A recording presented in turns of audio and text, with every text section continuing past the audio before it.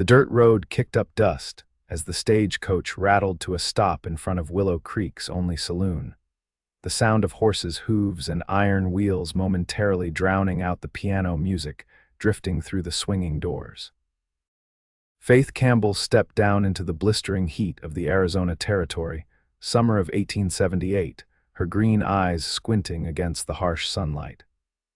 She clutched her journal to her chest as if it were armor against the unfamiliar world before her. Faith had come west to escape, to build something new from the ruins of her old life. At 23, she had already known enough heartache to fill several lifetimes. The daughter of a progressive Boston newspaperman, she had been raised to believe her voice mattered, that a woman's thoughts deserved to be heard. This belief had cost her father his life and nearly cost Faith hers. "Miss, your luggage," the driver called, tossing down her single trunk with little ceremony. "Thank you," Faith replied, her refined Eastern accent immediately marking her as an outsider. She paid the man and surveyed the dusty main street of Willow Creek. The town wasn't much to look at: a general store, the saloon, a small church, and scattered buildings that served as homes and businesses. But it was far from Boston, far from the men who had beaten her for daring to continue her father's work, for speaking truths that powerful men wished to remain hidden. Her hand instinctively went to her cheek, where the faintest scar remained a permanent reminder of the price of her words. The bruises had faded, but the memories remained fresh. "You must be Miss Campbell," a stern voice called out. Faith turned to see a severe-looking woman approaching, her gray hair pulled back in a tight bun. "I'm Mrs. Watkins. You'll be boarding with me while you teach at our school." Faith nodded. "Yes, thank you for meeting me. I'm looking forward to beginning my position." Mrs. Watkins looked her up and down critically.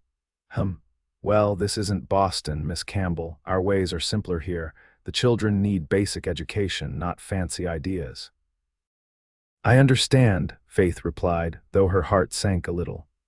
She had hoped to escape the constraints placed on her mind, not find new ones. As they walked toward Mrs. Watkins' boarding house, Faith became aware of eyes following her, some curious, some suspicious, some openly hostile. A newcomer was always subject to scrutiny in a small town, especially an educated Eastern woman. "Who's that?" Faith asked as they passed a man loading supplies onto a wagon. He stood tall, his shoulders broad beneath a worn leather vest, his face partially hidden beneath the brim of his hat. Unlike the other men who had openly stared, he seemed wholly uninterested in her arrival. "That's Levi Ryder," Mrs. Watkins replied with a note of disapproval. "Keeps to himself mostly, runs cattle on land north of town. He's—" She lowered her voice. "Not the sort of man a respectable woman associates with, Miss Campbell. He's got a past." Faith watched as the man Levi efficiently loaded his wagon. There was something in his movements, something measured and deliberate that caught her attention. His hands were strong but moved with surprising gentleness as he handled delicate items. "Don't we all have a past?" Faith murmured, too quietly for Mrs. Watkins to hear. The first week in Willow Creek passed in a blur as Faith settled into her role as the town's schoolteacher. The one-room schoolhouse housed children of all ages, from 6 to 16, with varying levels of education. Some could barely write their names, while others showed remarkable aptitude for learning. Faith threw herself into teaching, finding joy in the children's eagerness to learn. But she quickly discovered that the school board, comprised entirely of the town's influential men, had very specific ideas about what was appropriate to teach, especially to the girls. Miss Campbell, Mr. Garrison, the head of the school board, stopped by after classes one Friday afternoon. "I've heard reports that you've been teaching the older girls algebra." Faith straightened her desk, not looking up immediately. "Yes, several of them have shown remarkable aptitude for mathematics." "That seems unnecessary for girls who will soon be wives and mothers," Mr. Garrison said carefully. "Perhaps more focus on practical domestic skills would be appropriate." Faith felt a familiar heat rising in her cheeks, the same righteous indignation that had gotten her into trouble before. But she had promised herself she would be careful here, would build a new life away from conflict. "I believe a well-rounded education benefits everyone, Mr. Garrison," she said diplomatically, "but I'll take your suggestion under advisement." The man nodded, clearly satisfied that he had put her in her place. As he left, Faith released a breath she hadn't realized she was holding. This was to be her life now, measuring her words, tempering her beliefs, hiding her true self behind a facade of compliance. Saturday morning found Faith at the general store, purchasing supplies for the coming week. As she examined a bolt of fabric, considering whether she could afford a new dress for Sunday services, the bell above the door jingled. She looked up to see Levi Ryder entering, his tall frame filling the doorway momentarily before he removed his hat, revealing dark hair and a face more handsome than she had first realized. "Morning, Mr. Tucker," Levi said to the shopkeeper, his voice deep but soft. "Ryder." "The usual?" Mr. Tucker asked, already reaching for supplies. "And some extra coffee if you've got it," Levi added, before his eyes met Faith's. There was a moment of recognition. He knew she was the new teacher, but he simply nodded politely before turning his attention back to his business. Faith continued her shopping, acutely aware of his presence a few feet away. There was something intriguing about the quiet cowboy, something in the way others treated him with a mixture of respect and distance. As she reached for a tin of tea on a high shelf, her fingers just brushed it, sending it teetering on the edge. Before it could fall, a hand reached past her, steadying the tin and bringing it down. "Here," Levi said simply, handing her the tea. "Thank you, Mr. Ryder," Faith replied, surprised he had moved so quickly and quietly. A flicker of surprise crossed his features. "You know my name, Mrs. Watkins mentioned it," Faith explained. "I'm Faith Campbell, the new teacher." "I know who you are, Miss Campbell," he said. Not many new faces in Willow Creek. Their conversation was interrupted by the entrance of Sheriff Burton and his deputy, both of whom gave Levi a hard look. "Ryder," the sheriff acknowledged coldly, "staying out of trouble." "Always do, Sheriff," Levi replied evenly, though Faith noticed how his posture had tensed slightly. The moment passed, and Levi paid for his supplies and left without another word to Faith. As the door closed behind him, she overheard the sheriff's comment to Mr. Tucker. "Don't know why that man stays around here. Nobody wants his kind. He pays his bills and keeps to himself," Mr. Tucker replied with a shrug. "That's all I care about." Faith's curiosity was piqued. What had Levi Ryder done to earn such open hostility? She finished her shopping quickly, her mind still on the quiet cowboy with the watchful eyes. Sunday brought the entire town to the small white church on the edge of Willow Creek. Faith sat with Mrs. Watkins, feeling the stares of the townspeople. Some were friendly, others merely curious, but a few held judgment, particularly from the wives of the school board members. "They're just not used to a woman of your education," Mrs. Watkins whispered, noticing Faith's discomfort. "Give them time." The service proceeded, with Reverend Howard delivering a passionate sermon about conformity and the dangers of challenging established order. Faith couldn't help but feel some of his words were directed at her. As they filed out after the service, Faith noticed Levi Ryder standing apart from the crowd, waiting until most had left before approaching the church. He nodded politely to Reverend Howard, who returned the gesture with obvious reluctance. "Why does everyone treat Mr. Ryder so coldly?" Faith asked Mrs. Watkins as they walked home. The older woman's lips tightened. "That's not a subject for Sunday conversation, Miss Campbell, but if you must know, he was accused of killing a man some years back, never proven, but mud sticks. Was there a trial of sorts?" The jury couldn't agree. Some said it was self-defense, others called it murder. The dead man was well-connected son of a rancher from up north. In the end, they let Ryder go, but people don't forget.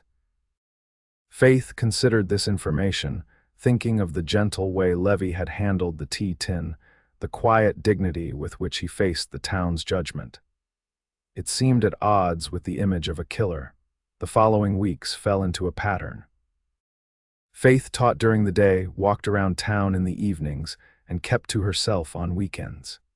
She occasionally saw Levi Ryder in town, always alone, always watching.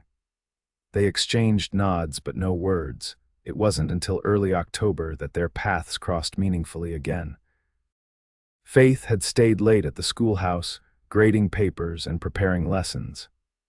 By the time she finished, dusk had fallen, and the walk back to Mrs. Watkins' boarding house seemed longer and darker than usual. As she hurried along the main street, she heard voices from the alley beside the saloon, angry, slurred voices followed by the unmistakable sound of a blow landing. Faith hesitated only a moment before turning toward the sound. In the dim light of the alley, she could make out 3 men surrounding a fourth. The fourth man was Levi, his back against the wall, blood trickling from his lip. The other men local ranch hands Faith recognized from town were clearly drunk and spoiling for a fight. "You think you're better than us, don't you, Ryder?" one snarled, pushing Levi's shoulder. "I don't think anything about you," Levi replied evenly. "I'm just trying to get home. Your kind doesn't belong here," another spat. "Killer." Faith knew she should walk away, should get the sheriff. But something held her there, perhaps the fact that Levi wasn't fighting back, that he seemed determined not to escalate the situation despite being outnumbered. "Stop," Faith called out before she could think better of it. "Leave him alone." 4 pairs of eyes turned to her, surprise evident on each face. "Miss Campbell," one of the men said, suddenly looking sheepish, "this ain't no place for a lady." "And this is no behavior for gentlemen," she replied firmly. "Go home, all of you, you're drunk." The men hesitated, caught between their anger at Levi and their respect for the town's teacher. "We was just having a conversation with Ryder here," the largest of the 3 said, trying to sound reasonable. "It's fine, Miss Campbell," Levi said quietly. "Please go on your way." But Faith stood her ground. "I'll go when you do, Mr. Ryder, and gentlemen, I believe Sheriff Burton might be interested to know about this conversation if it continues." The mention of the sheriff seemed to sober the men somewhat. After a few more muttered threats, they backed away, disappearing around the corner toward the saloon's entrance. Faith let out a breath she hadn't realized she was holding. "Are you all right, Mr. Ryder?" Levi wiped the blood from his lip with the back of his hand. "You shouldn't have done that, Miss Campbell. They were 3 against 1. I can handle myself," he said, but there was no anger in his voice, only concern.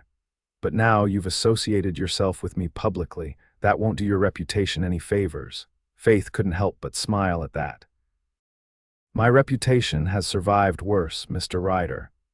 He studied her face in the dim light, and she wondered if he could see the faint scar on her cheek, if he could read in her expression the story of how she'd gotten it. "At least let me see you safely home," he offered, gesturing toward the street. They walked in silence for a few moments before Faith spoke. "Why do you stay here, Mr. Ryder, where everyone treats you this way?" Levi kept his eyes on the path ahead. "It's my home, my land, I won't be run off it. And the accusations against you." He glanced at her then, his expression guarded. "What have you heard? That you killed a man, that some called it self-defense, others murder." Levi nodded slowly. "That's the shape of it. 5 years ago, a rancher's son and his friends decided to burn out a family of settlers who'd homesteaded on land his father wanted. I stopped them. There was a fight. He drew on me and I shot him." "And the settlers, did they testify on your behalf?" A shadow passed over Levi's face. "They'd already moved on by the time of the trial. Frightened, I suppose. Can't blame them." They had reached Mrs. Watkins' house, and Levi stopped a respectful distance from the gate. "Thank you for walking me home, Mr. Ryder," Faith said, "and for telling me the truth." "Thank you for your intervention, Miss Campbell, though I wish you hadn't put yourself in that position." He hesitated, then added, "Be careful, this town, it doesn't always take kindly to people who step out of their assigned places." With that warning, he tipped his hat and disappeared into the darkness, leaving Faith with much to think about. The next morning, Faith found herself distracted during lessons, her mind returning to Levi Ryder and his story. She believed him, though she couldn't say exactly why. Perhaps it was the straightforward way he had told it, without embellishment or self-pity. Her distraction must have been obvious, for after dismissing the children, she found Mrs. Watkins waiting outside the schoolhouse, her expression stern.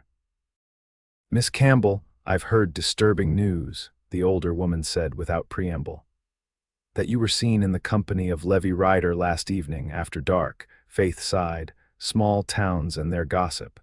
"He escorted me home after I encountered some trouble near the saloon." "Trouble that involved him, no doubt," Mrs. Watkins said disapprovingly. "Miss Campbell, your position as teacher requires you to maintain the highest moral standards. Association with a man like Ryder, what kind of man is that exactly?" Faith interrupted, her patience wearing thin. "One who defends himself when attacked, one who stands against injustice." Mrs. Watkins looked shocked at being challenged. "I see he's already turned your head with his version of events. Believe me, Miss Campbell, men like Ryder are dangerous, especially to young women who don't know any better." Faith felt heat rising in her cheeks, the familiar, dangerous anger that had gotten her into trouble before. "I appreciate your concern, Mrs. Watkins, but I'm quite capable of judging character for myself." The older woman's expression hardened. "Perhaps in Boston, young ladies are permitted such independence of thought. Here in Willow Creek, we have standards of behavior, particularly for our teacher. The school board would not look kindly on any impropriety." The threat was clear: conform or lose your position.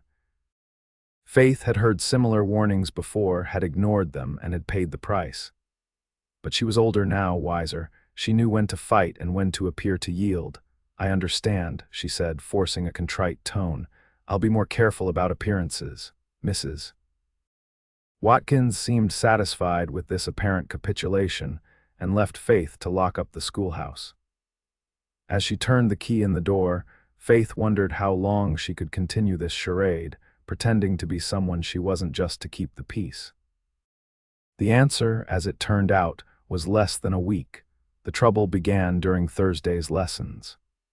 Faith had assigned the older students to write an essay about a current issue facing the territory. Mary Garrison, the 16-year-old daughter of the school board president, had chosen to write about women's suffrage, a topic Faith had mentioned briefly during a history lesson. "Women are citizens just as men are," Mary read aloud to the class. "And as citizens, they should have the right to vote and have a say in the laws that govern them." Faith felt a surge of pride as the girl continued her well-reasoned argument. Here, at least, was evidence that her teaching was making a difference, opening young minds to new possibilities. But her pride turned to alarm when the classroom door burst open and Mr. Garrison himself stormed in, his face red with anger. "What is the meaning of this?" he demanded, waving a paper, clearly a draft of Mary's essay that she had been working on at home. Faith stood, keeping her voice calm for the sake of the startled students. "Mr. Garrison, we're in the middle of presentations. If you'd like to speak with me after class, my daughter will not be indoctrinated with these radical ideas," he interrupted, turning to Mary. "Gather your things. You won't be returning to this classroom." The girl looked horrified. "But father," "Now, Mary," Faith stepped forward. "Mr. Garrison, please. Mary's essay is thoughtful and well-researched. She's simply exploring ideas put into her head by you," he accused, pointing a finger at Faith. "I warned you, Miss Campbell, to focus on practical education. Instead, you're filling these children's heads with dangerous nonsense that will only lead to dissatisfaction and unhappiness." By now, all the students were watching wide-eyed. Mary stood frozen, tears streaming down her face. "There's nothing dangerous about knowledge, Mr. Garrison," Faith said firmly, "and there's nothing inappropriate about discussing the rights of citizens in a democracy." "This discussion is over," he snapped, grabbing Mary's arm. "The school board will be meeting tonight to discuss your continued employment, Miss Campbell. Until then, class is dismissed." He practically dragged his daughter from the room, leaving a shocked silence behind him. Faith took a deep breath, trying to steady herself. "Children," she said gently, "please gather your things. We'll continue our presentations tomorrow." The students filed out quietly, many of them looking back at Faith with worried expressions. Once they were gone, she sank into her chair, heart racing. She had known this would happen eventually, that her true beliefs would come into conflict with the town's expectations.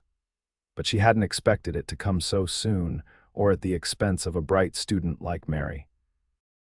That evening, Faith sat in her room at Mrs. Watkins' boarding house, contemplating her options. The school board was meeting at this very moment, deciding her fate. She could apologize, promise to stick to approved topics, essentially surrender her principles for the sake of keeping her position. Or she could stand her ground and almost certainly be dismissed. Neither option appealed to her. She had come to Willow Creek to start fresh, not to repeat the same pattern of defiance and punishment that had marked her life in Boston. A soft knock on her door interrupted her thoughts. Mrs. Watkins entered without waiting for a response, her expression grave. "The board has made its decision," she said without preamble. "You may finish the week, but your services will not be required after that. They're bringing in a teacher from Phoenix, a gentleman with more traditional values." Faith had expected this, but the news still stung. "I see, thank you for letting me know." Mrs. Watkins hesitated, then added more gently, "You may stay here until you find other arrangements, of course, though I imagine you'll be returning east. I don't know yet," Faith admitted. The thought of returning to Boston, to the painful memories there, filled her with dread. "Well, sleep on it," the older woman advised. "Things often look clearer in the morning." After Mrs. Watkins left, Faith opened her journal and began to write, pouring out her frustration and disappointment. Writing had always been her refuge, her way of making sense of the world. Her father had encouraged this habit, had valued her perspective even as a child. "Your words matter, Faith," he had told her countless times. "Never let anyone silence you." Those words had sustained her through the darkest days after his death, through the attacks that followed when she continued his work exposing corruption. They sustained her now as she faced yet another rejection for speaking her mind. The next morning, Faith faced her students with a heavy heart. She had decided to tell them the truth, that this would be her last day as their teacher. They deserved that much honesty from her.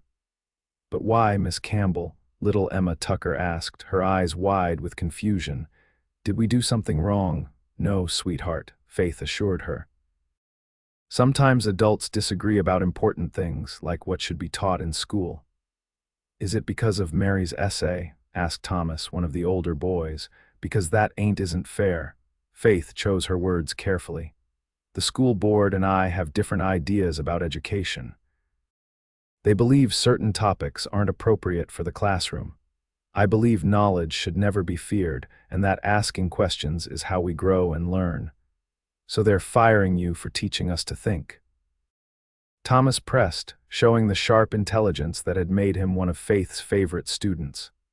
"Thomas," she warned gently, "it's more complicated than that. The board members want what they think is best for you." But the damage was done. By midday, the entire town was buzzing with the news that Miss Campbell had been dismissed for teaching dangerous ideas to the children. Faith could feel the stares as she walked back to the boarding house after her final class, some sympathetic, others satisfied, as if her dismissal confirmed their suspicions about the Eastern teacher with her progressive notions. She had just reached Mrs. Watkins' gate when she heard hoofbeats approaching. Turning, she saw Levi Ryder riding toward her, his expression concerned. "Miss Campbell," he said, dismounting, "I heard what happened." Faith managed a smile. "News travels fast in Willow Creek. Are you all right?" His genuine concern touched her. "I'll manage," she assured him. "It's not the first time my opinions have cost me." Levi glanced around, aware of the curious eyes watching their exchange. "Would you walk with me? I'd like to speak with you privately." Despite knowing it would only fuel the town gossip, Faith nodded. They walked in silence until they reached the edge of town, where a small creek gave the settlement its name. Here, beneath the shade of cottonwood trees, they could speak without being overheard. "What will you do now?" Levi asked, his deep voice gentle. Faith sighed. I don't know, return east, perhaps, though there's nothing for me there anymore. Try another town, though I suspect I'll face the same prejudices. Or you could stay, Levi suggested. When Faith looked at him in surprise, he continued, I mean in the territory, not necessarily in Willow Creek. There's a settlement about 20 miles north Miller's Crossing. They're growing, and I've heard they need a teacher. You think they'd be more accepting of my unconventional ideas? Levi's mouth curved in a rare smile. They might be. It's a newer settlement with more families from different backgrounds, less entrenched in old ways of thinking. Hope flickered in Faith's chest. How would I even get there? I could take you, Levi offered. I'm heading that way next week to deliver some cattle. Faith studied him, trying to understand his motives. Why are you helping me, Mr. Ryder? He looked away, his gaze following the flowing creek. Because I know what it's like to be judged unfairly. To have your character questioned based on other people's prejudices. He turned back to her. And because this town will be poorer without you and your ideas, whether they realize it or not. There was something in his eyes, a warmth, an understanding that resonated with Faith. For the first time since arriving in Willow Creek, she felt truly seen. Thank you, she said softly. I'll consider your offer. As they walked back toward town, Faith realized she had made her decision. There was nothing keeping her in Willow Creek, and the prospect of a fresh start, one with at least one ally, was too appealing to dismiss. The next few days passed in a blur of preparations. Faith said goodbye to her students, packed her few belongings, and wrote a letter to the school board in Miller's Crossing, inquiring about their need for a teacher. Levi had offered to deliver it ahead of their arrival to give the board time to consider her application. Mrs. Watkins was surprisingly supportive of Faith's decision, though she couldn't resist a parting warning. Be careful of Ryder, Miss Campbell. A woman traveling alone with a man of his reputation. People will talk. People always talk, Mrs. Watkins, Faith replied with a smile. I've learned not to base my decisions on what others might say. The morning of their departure dawned clear and cool, a perfect early November day. Faith waited on the porch of the boarding house with her trunk and carpetbag, watching as Levi's wagon approached. He had a small herd of cattle following, guided by a young cowhand who would help with the drive. All set, Miss Campbell? Levi asked, jumping down to help with her luggage. As ready as I'll ever be, she replied, surprised at how light her heart felt despite the uncertainty ahead. They left Willow Creek as the town was just waking up, a few early risers watching their departure with curious eyes. Faith didn't look back. She had learned long ago that moving forward was the only way to survive. The journey to Miller's Crossing would take 2 days, with an overnight camp on the trail. The cattle moved at a leisurely pace, and Faith found herself enjoying the rhythm of travel, the open landscape so different from Boston's crowded streets or even Willow Creek's modest boundaries. Have you always lived in the territory? She asked Levi as they rode side by side, the wagon rumbling beneath them. Since I was 19, he replied. Came west from Pennsylvania after the war. Worked as a ranch hand for a few years, saved enough to buy my own place. And you've been alone all this time? The question was personal, perhaps too much so, but there was something about the vast openness around them that made intimacy feel natural. Levi was quiet for a moment.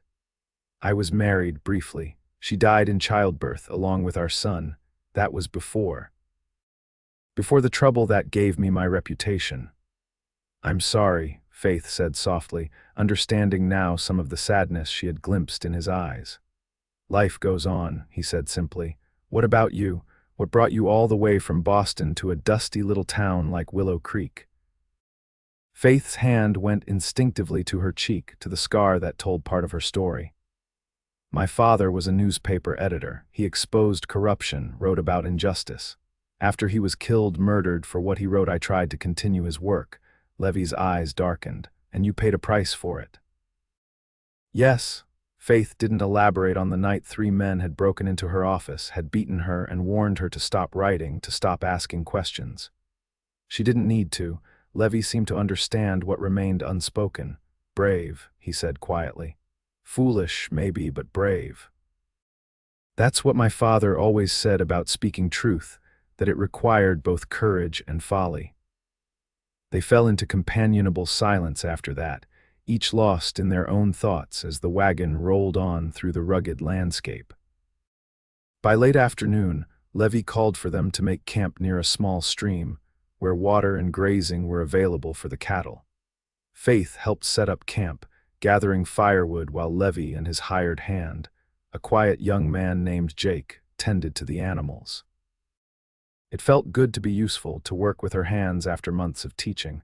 As darkness fell, they sat around the campfire, eating a simple meal of beans, bacon, and coffee. Jake excused himself early, heading to sleep near the cattle, leaving Faith and Levi alone by the fire.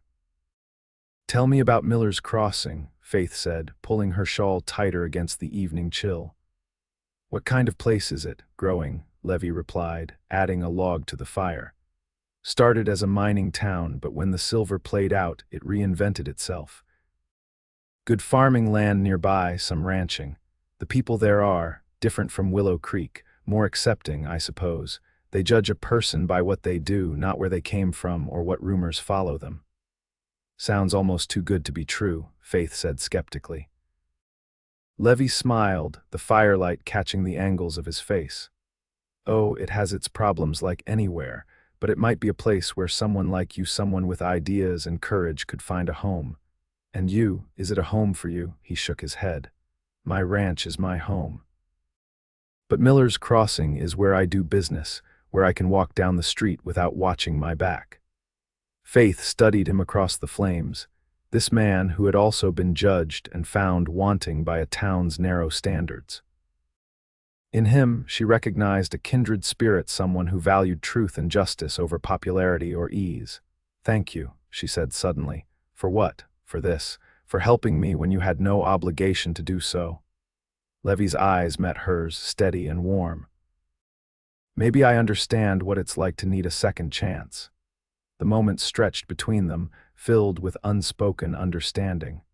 Faith felt something shift in her heart, a recognition of possibility that both thrilled and frightened her. The spell was broken when a coyote howled in the distance, reminding them of the wild world beyond their small circle of firelight. "You should get some rest," Levi said, standing. "I'll take first watch." Faith nodded and retreated to the small tent Levi had set up for her. As she lay on her bedroll, listening to the night sounds and the occasional movement of Levi around the camp, she realized that for the first time in years, she felt safe. Not just physically protected, but understood and accepted for who she truly was. With that comforting thought, she drifted into a dreamless sleep. The next day dawned bright and clear, and they set off early, hoping to reach Miller's Crossing by nightfall. As they traveled, Faith noticed a change in the landscape, the terrain becoming more varied, with patches of green breaking up the red-brown earth. "More water here," Levi explained when she commented on it. "Makes for better farming." By mid-afternoon, they could see Miller's Crossing in the distance, larger than Willow Creek, with more substantial buildings and signs of industry. A small river wound through the settlement, crossed by the wooden bridge that gave the town its name. "It's beautiful," Faith said, feeling a surge of hope. Perhaps this would indeed be the fresh start she needed. As they approached the town, Faith noticed people looking up from their work, watching their arrival with curiosity rather than suspicion. A few called out greetings to Levi, who responded with nods and occasional words. "They know you well here," Faith observed. "I've been doing business with Miller's Crossing for years," Levi explained. "Selling cattle, buying supplies, never had trouble here." They stopped first at the town's only hotel, where Levi arranged a room for Faith. "The school board president is George Miller, founder's son," he told her as he helped with her luggage. "I sent word ahead with a rider yesterday. He's expecting you tomorrow morning." Faith felt a flutter of nervousness. "And if they don't want me, they will," Levi said confidently. "But if not, we'll figure something else out. I won't leave you stranded." His assurance touched her. In the short time they had known each other, Levi had shown her more kindness and understanding than most people in her life. "Will you stay in town tonight?" she asked, suddenly reluctant to see him go. "Need to get the cattle settled at the holding pens outside town," he replied. "But I'll come by tomorrow, see how your meeting goes." With that promise, he left her to settle into her room. Faith unpacked her few belongings, washed away the dust of travel, and changed into her best dress. Then she ventured out to explore Miller's Crossing before darkness fell. The town was indeed different from Willow Creek, busier, more diverse, with an energy that spoke of growth and possibility. Faith passed a newspaper office, a milliner's shop run by a Chinese woman, and a school building considerably larger than the one she had left behind.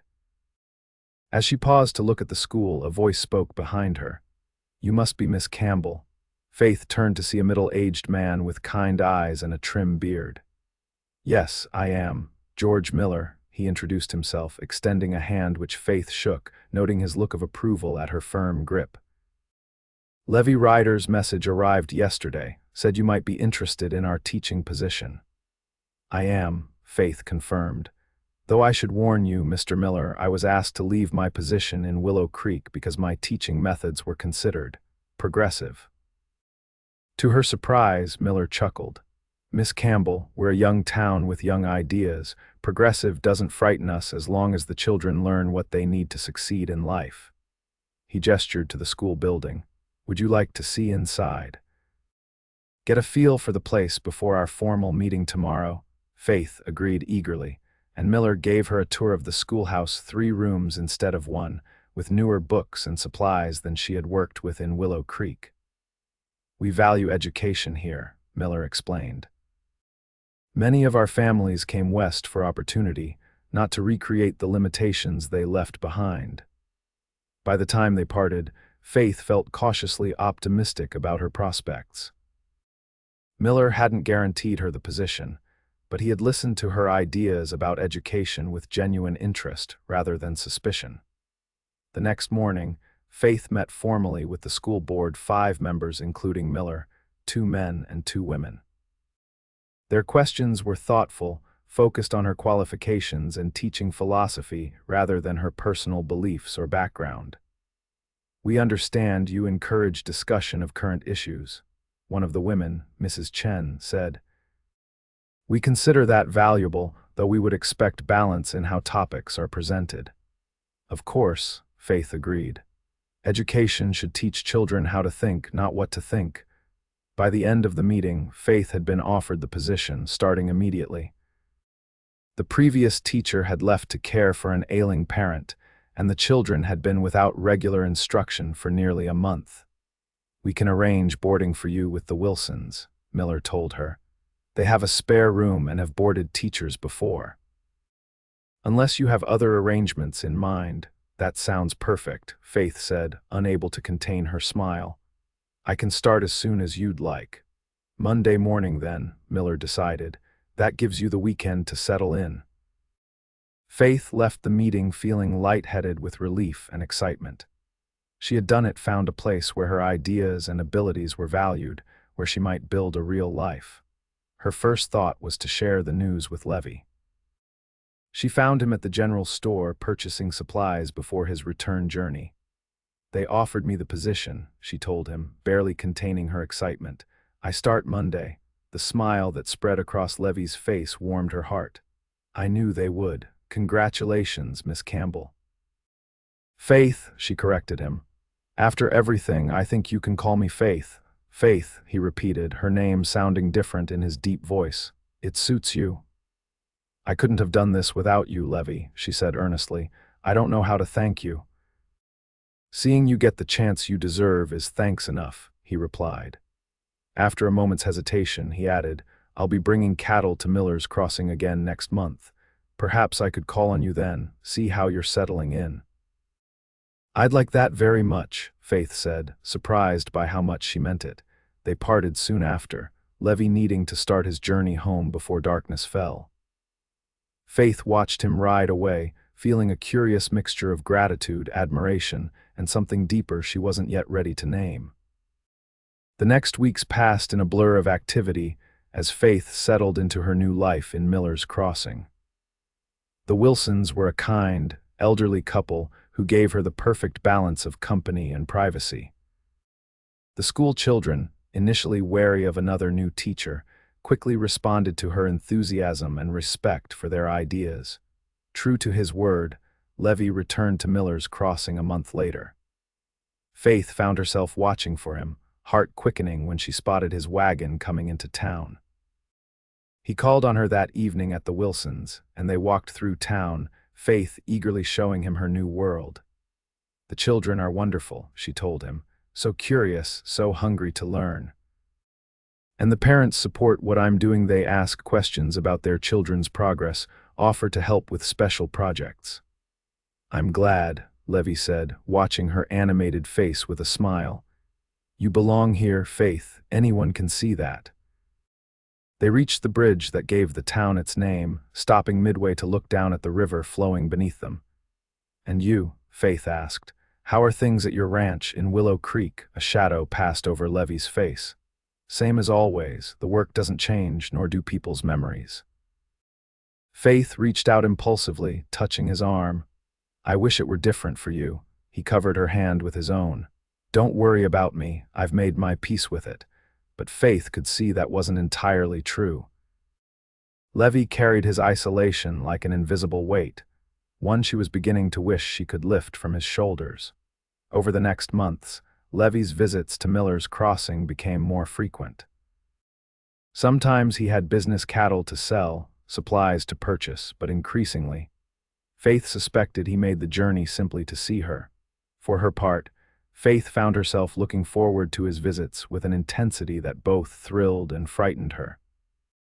She had not expected to find such a connection here in the Arizona territory, had not been looking for the warmth that filled her chest whenever Levi was near. Their friendship deepened with each visit. Faith shared stories of her father, of her life in Boston before tragedy struck. Levi spoke of his childhood in Pennsylvania, of the war that had sent him west seeking peace, of the wife and child he had lost too soon. Spring came to Miller's Crossing, bringing wildflowers and new growth. Faith's first term as teacher ended with a celebration where her students demonstrated their learning for proud parents. As the community gathered for a picnic afterward, Faith found Levi watching her from the edge of the crowd, his expression soft with an emotion she dared not name. That evening they walked beyond the town's boundaries, finding privacy among the cottonwood trees along the river. The setting sun bathed everything in golden light, making the moment feel suspended in time. "I'm proud of what you've built here," Levi said as they sat side by side on a fallen log. "Seeing you today with your students and their families, you've made a real difference in their lives. It feels right," Faith admitted. "For the first time in years, I feel like I'm where I'm meant to be, doing what I'm meant to do." Levi nodded, understanding in his eyes. "That's a rare gift." "What about you?" Faith asked gently. "Are you where you're meant to be?" The question hung between them, layered with meaning beyond the words themselves. "My ranch is my home," Levi said slowly. "But lately, I've found myself thinking that home might be more than a place." He turned to face her fully, his eyes holding hers. "Faith, I need to speak plainly. These past months coming to see you, they've become the best part of my life. I find myself counting the days between visits, thinking of things to tell you, wondering what you're doing when we're apart." Faith's heart raced at his words, at the vulnerability in his expression. "I feel the same," she admitted softly. "I watch for you, Levi. I look forward to your visits more than I should probably admit." His hand found hers, strong fingers intertwining with her own. "I don't have much to offer a woman like you. My name still carries shadows, and my life is simpler than what you knew back east." "I don't want what I had back east," Faith said firmly. "And as for shadows, we all have those. Yours don't frighten me." Levi's free hand gently touched her cheek, fingers tracing the faint scar there. "You're the bravest person I know, Faith Campbell. Brave enough to speak your mind even when it costs you. Brave enough to start over, to trust again." "Some might call it foolishness," she whispered, leaning slightly into his touch. "Your father was right," Levi smiled. Truth requires both courage and folly. The truth between them now was undeniable, a current pulling them toward each other with gentle inevitability. When Levi leaned forward, Faith met him halfway, their lips touching in a kiss that felt like coming home. Later, as they walked back toward town hand in hand, Faith knew they had crossed a threshold. Whatever came next would not be easy. There would be gossip, judgment, practical complications of distance and different lives. But for once, the future's uncertainty didn't frighten her. With Levi beside her, she felt ready to face whatever came. Summer brought changes to Miller's Crossing and to Faith's life. School was out, but she kept busy tutoring several students and helping organize a town library. Her relationship with Levi deepened, though the distance between Miller's Crossing and his ranch remained a challenge. "Have you considered selling your land?" Faith asked one evening as they sat on the Wilsons' porch. "Starting fresh somewhere else even here." Levi was quiet for a long moment. "That land was wilderness when I found it. I built everything there with my own hands, the house, the barn, the fences. It's more than property to me." Faith understood his attachment, his reluctance to let go of the one place that had been truly his. "I wouldn't ask you to give up something so important," she assured him, "but I've been thinking," Levi continued, taking her hand, "about changes that might be possible, about futures that once seemed out of reach." Before he could elaborate, they were interrupted by the arrival of a rider, Jake, the young man who sometimes worked for Levi. His expression was grim as he dismounted. "Mr. Ryder," he called, approaching the porch. "There's trouble. A fire at your north pasture. Looks deliberate." Levi was on his feet instantly. "Anyone hurt?" "No, sir. Got it contained to the grassland, saved the cattle, but I found this." Jake handed over a piece of cloth, a bandana with the brand of a neighboring ranch burned into the corner. Faith saw Levi's jaw tighten. "Gardner's men," he said quietly. "He's been wanting that water access for years." "There's more," Jake added reluctantly. "Talk in Willow Creek that Gardner's planning to run you out for good this time. Says the territory would be better off without your kind." Faith felt cold fear wash over her. "Levi, you can't go back there alone." "I have to," he said firmly. "It's my land, my fight." "Then I'm coming with you," Faith decided, rising to stand beside him. Levi shook his head. "Absolutely not. It's too dangerous, and you have a life here now." "A life that includes you," she countered. "I won't sit safely in Miller's Crossing while you face this alone." They argued in hushed voices, but Faith refused to back down. In the end, practical considerations decided the matter. They would leave at first light, Faith ostensibly traveling to collect some educational materials from Levi's house that he had mentioned previously. The journey back to Willow Creek was tense, both of them aware of the danger that might await.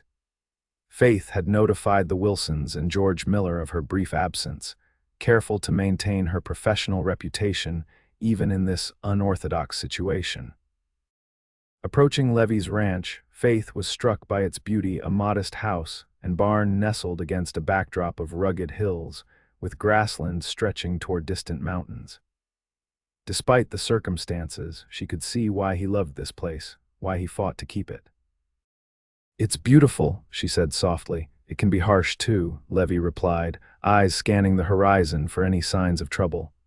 "Winter storms, summer drought, but yes, it's beautiful." They reached the ranch house without incident, finding everything quiet. Too quiet, Faith thought, noticing the absence of the usual ranch sounds.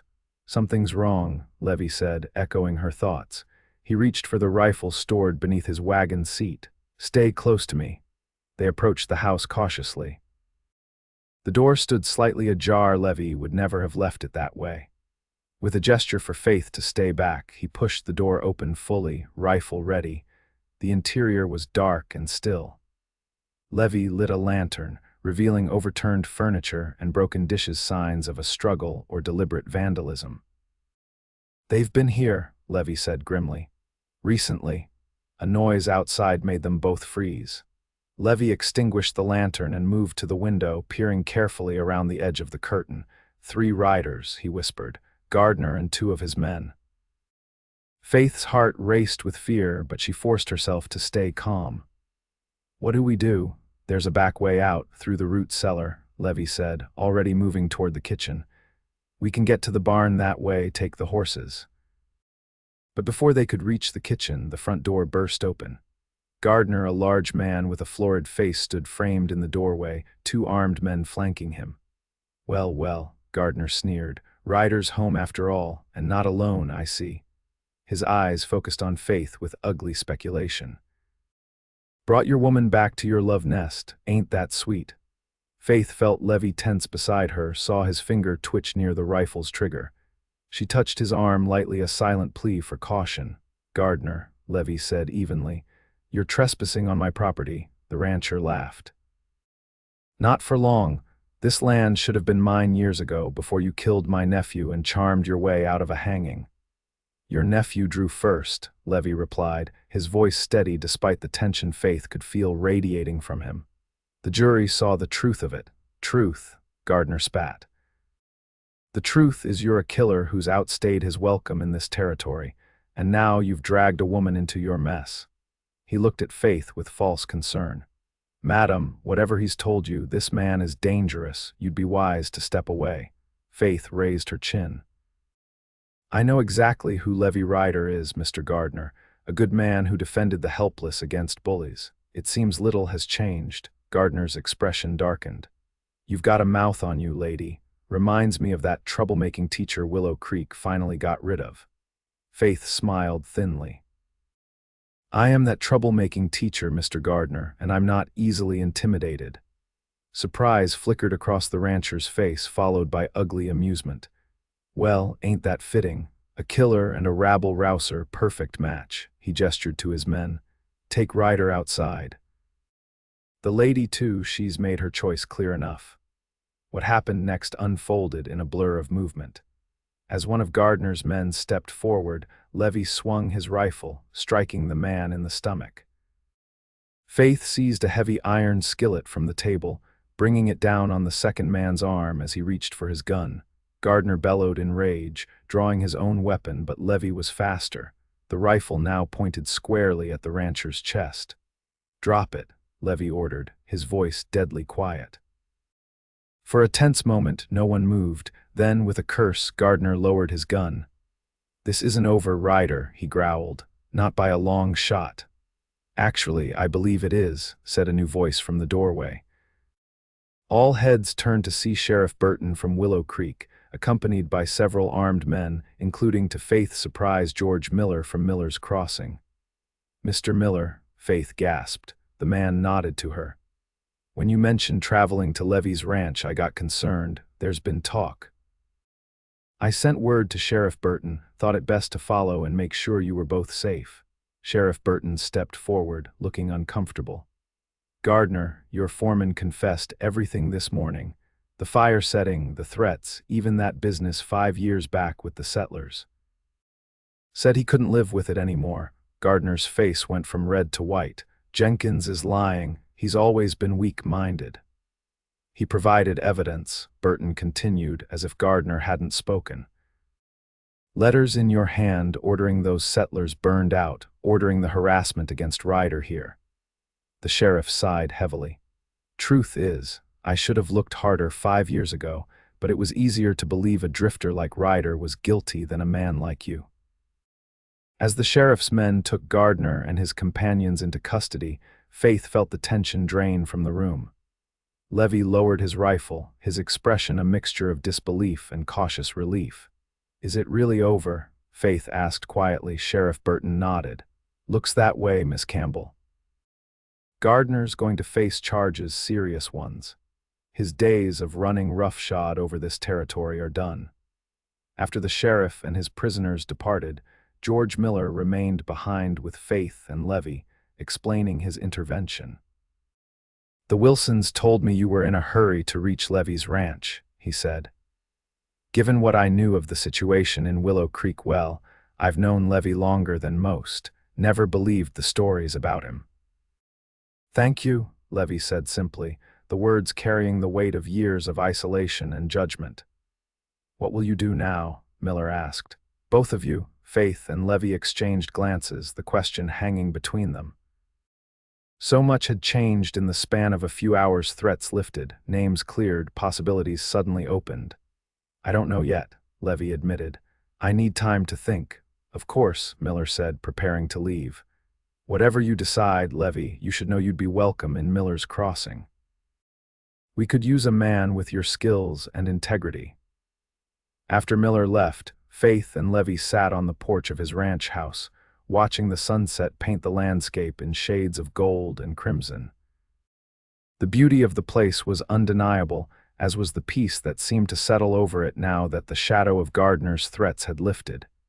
"You love it here," Faith observed, watching Levi's face as he surveyed his land. "I do," he admitted. "Built every inch of it with my own hands, but—" He turned to her, his expression serious. "I love you more, Faith Campbell." The words, spoken simply and directly, made her heart soar. "I love you too, Levi, have for some time now." He took her hand, his calloused fingers gentle against her skin. "I've been thinking about what you asked before about selling this place, starting fresh. I couldn't do it then, not with Gardner's threats hanging over me, would have felt like running. And now I'm thinking maybe a man can take his home with him, if home is the right person." His eyes held hers, steady and sure.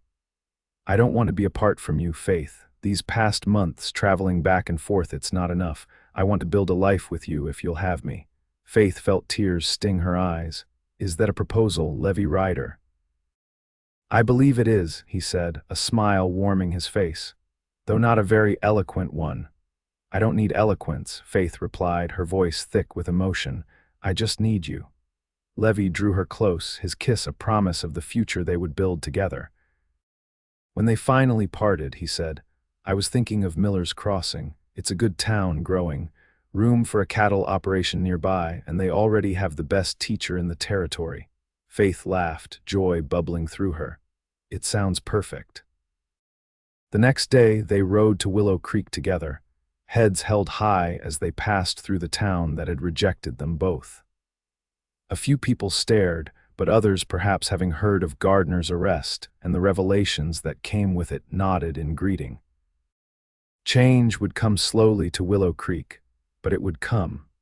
By the time autumn painted the Arizona landscape in russet and gold, Levi had sold his ranch and purchased land outside Miller's Crossing. Faith continued teaching, now coming home each evening to the small house they were building together on their new property. They married on a bright October day, with George Miller officiating and the entire town seeming to attend. Among the guests were a few faces from Willow Creek, including Sheriff Burton and, to Faith's surprise, Mary Garrison, who had defied her father to attend. "Your lessons stayed with me, Miss Campbell, Mrs. Ryder now," the girl said shyly. "I'm going to school in Denver next year to become a teacher." As Faith and Levi danced under the stars that night, surrounded by people who had become their community, she reflected on the journey that had brought them here. From Boston to Willow Creek to Miller's Crossing, from strangers to allies to lovers. "What are you thinking, Mrs. Ryder?" Levi asked, his arms secure around her waist. "About how strange life's path can be," she replied. "How the worst moments can lead to the best ones if you keep moving forward."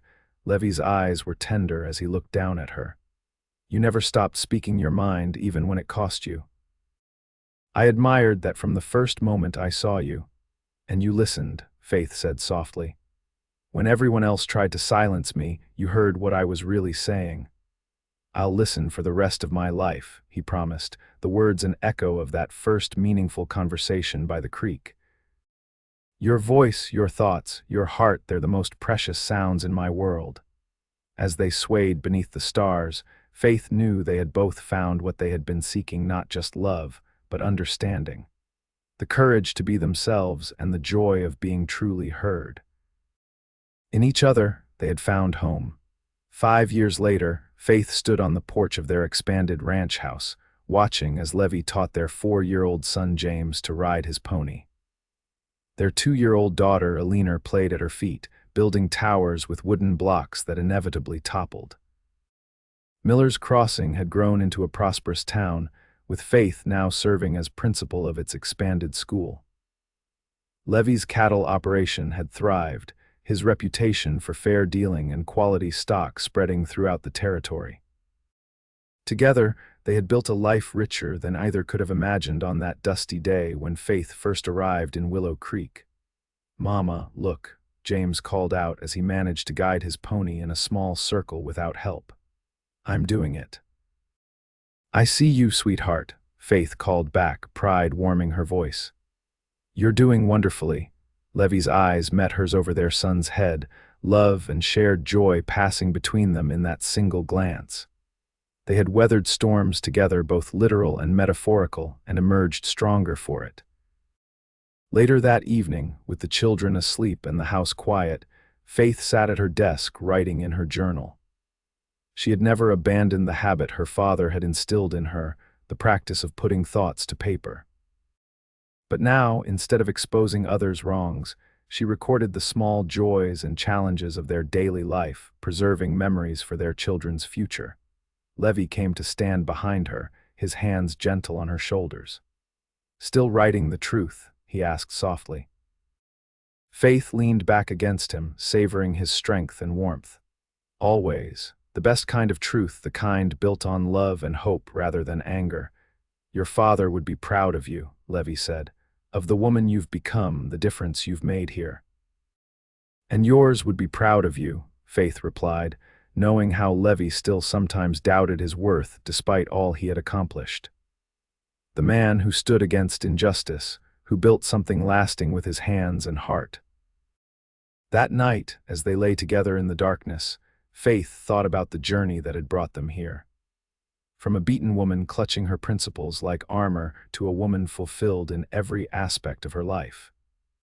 From a misjudged man standing alone against prejudice to a respected rancher surrounded by family and community.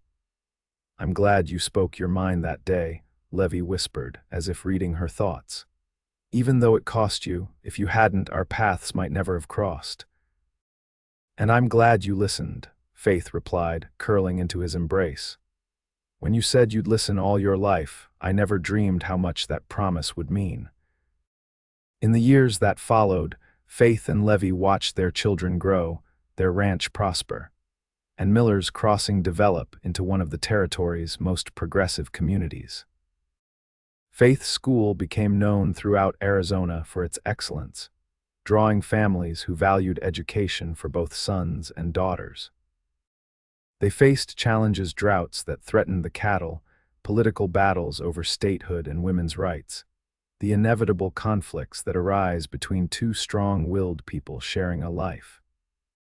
But through it all, they held fast to the foundation they had built: honesty, respect, and the courage to speak and listen with open hearts. On their 20th anniversary, with their children nearly grown and their home filled with friends and neighbors celebrating with them, Levi took Faith's hand and led her away from the festivities, out under the stars where they had danced on their wedding night. 20 years, he marveled, looking at her with the same tenderness she had first glimpsed by the creek in Willow Creek. "And I still find new things to love about you every day, even when I speak my mind." Faith teased, thinking of their most recent disagreement over James's desire to attend university in the East. "Especially then," Levi replied, drawing her close. "Your mind is the most beautiful part of you, Faith Ryder, always has been." As they stood together under the vast Arizona sky, Faith reflected on the journey that had brought them here, a path marked by courage and pain, by speaking up and being heard, by the profound joy of finding someone who valued not just her beauty or her compliance, but her thoughts, her voice, her very self. "I'll keep speaking my mind," she promised him softly. "And you'll keep listening, all my life," Levi replied, the words as true now as they had been when first spoken. "And beyond, if love allows it." Their kiss sealed the promise, a testament to the power of truth spoken and truly heard, to the healing that comes when two souls find in each other not just passion, but profound understanding. In a world that had tried to silence her and isolate him, They had created something remarkable, a love built on the foundation of authentic voice and open heart, a legacy of courage that would echo through generations to come.